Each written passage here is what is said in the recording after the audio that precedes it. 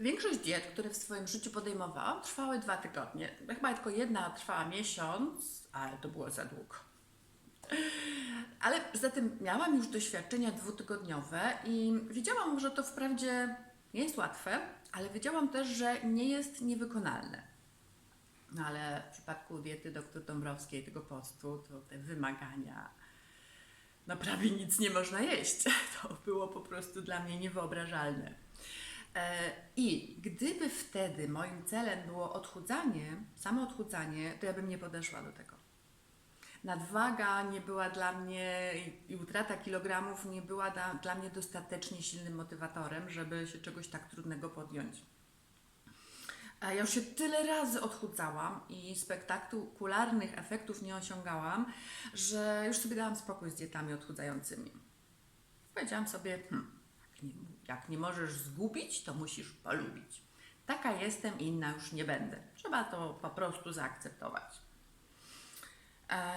No, diety dawały jakiś tam spadek wagi, ale krótkotrwały i potem te kilogramy wracały i mnie to kompletnie demotywowało. Ale w 2011 roku miałam już za sobą te 2 miesiące unikania, wyeliminowania tak naprawdę z diety codziennej tych pokarmów trujących dla mnie, tych z alergenami. I czułam się znacząco lepiej. Znacząco lepiej. Także dotarło też już do mnie, że to jest takie zadanie, które nie może trwać tylko 2 tygodnie, że to jest proces, żeby musi trwać dłużej, żeby przyniosło rezultaty. Ja już rozumiałam to wtedy. Wtedy to już rozumiałam, że to jest taki proces, dłuższy proces. No i wydłużyła mi się perspektywa tego, kiedy i gdzie ja chcę być, gdzie ja chcę dojść. Dokładnie nie wiedziałam, kiedy będzie to kiedy, ale bardzo dokładnie wiedziałam, gdzie ja chcę dojść.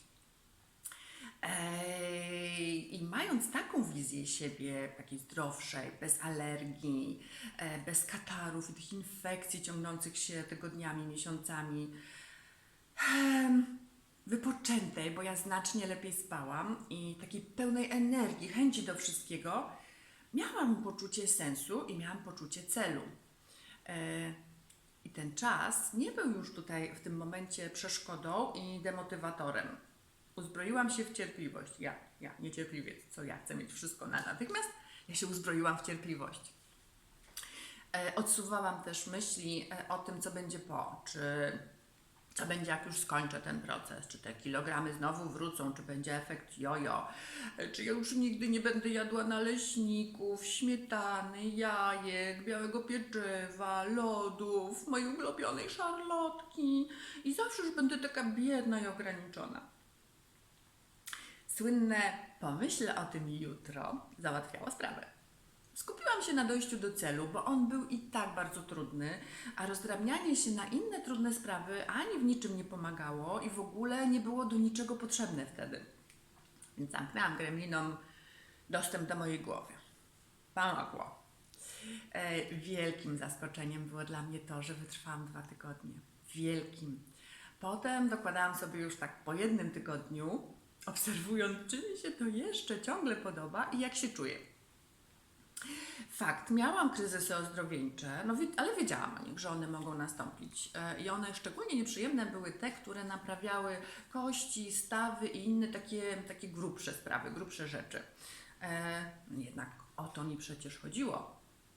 O naprawę tego urządzenia zwanego cielskiem. Myślałam sobie tak, naprawię je raz, a potem już nie będę psuć. Więc to jest tylko taka jednorazowa nieprzyjemność.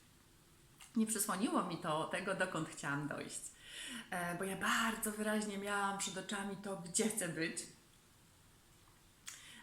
Chociaż nie wiedziałam, ile czasu będę musiała na to czekać. To naprawdę dla niecierpliwca to potwornie trudne było. No poza tym jadłam ciągle to samo. Próbowałam sobie wymyślać jakieś nowe potrawy, żeby trochę to urozmaicić, ale i tak nuda była już po prostu straszna. Z trudem już przełykałam te same rzeczy i naprawdę blisko było, żeby przerwać. Ale też blisko było, żeby wytrwać. Miałam wpadki, że zjadałam coś niedozwolonego. Nie przez przypadek, z rozmysłem, bo już nie mogłam wytrzymać bez tego czegoś. Ale ciągle pamiętałam o tym, gdzie chcę dojść. Podnosiłam się, otrzepywałam i szłam dalej do tych moich 6 tygodni. Za pierwszym razem udało mi się wytrwać 6 tygodni.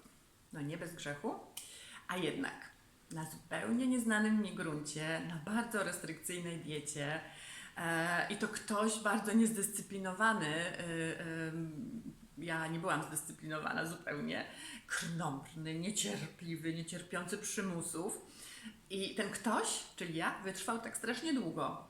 Dla mnie to było coś wielkiego, to był sukces mojego życia w tamtym momencie. W następnych latach było w kratkę. Raz się udało, raz się nie udało, raz się w ogóle nie podeszło. No ale pokonałam tego smoka raz i wiedziałam, że mogę go znowu pokonać. A to był po prostu game changer. Dokładnie tak jak pisze Steven Pressfield w swojej książce, to całkowicie zmieniło sytuację. Po raz pierwszy w życiu coś mi się naprawdę udało. Coś, co zrobiłam dla siebie. No bo w życiu zawodowym to mi się udawało, ale w niezawodowym to było cieniutko. I nie samo mi się udało. Nie przypadkiem. Włożyłam w to i czas, i wysiłek, a sama z siebie przecież to postanowiłam zrobić. Coś nowego, coś bardzo trudnego, coś niewyobrażalnie długiego dla mnie. I zrobiłam to. I to, jak ja się wtedy poczułam, to przyniosło mi taką nieśmiałą myśl, że może coś takiego mogłabym zrobić również z czymś innym niż dieta. To nie była jeszcze nadzieja, ale ta myśl zaczęła kiełkować, rosnąć. Ja jej oczywiście przeszkadzałam, wiadomo, taki nawyk, zbyt mało wiary w siebie, zbyt dużo niepowodzeń i tak dalej. Ale jednak ziarenko wtedy zostało zasiane. Zostało zasiane i zaczęło rosnąć.